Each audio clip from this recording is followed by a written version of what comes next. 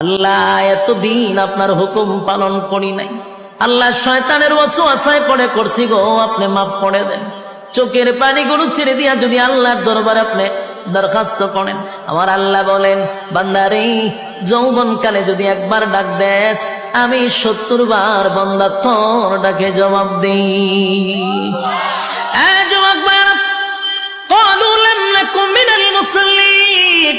যারা দুনিয়ার জমিনে মুসল্লি ছিল না তারাই তো জাহান্নামী, এক নম্বরে জাহান্নামে যাওয়ার কারণ।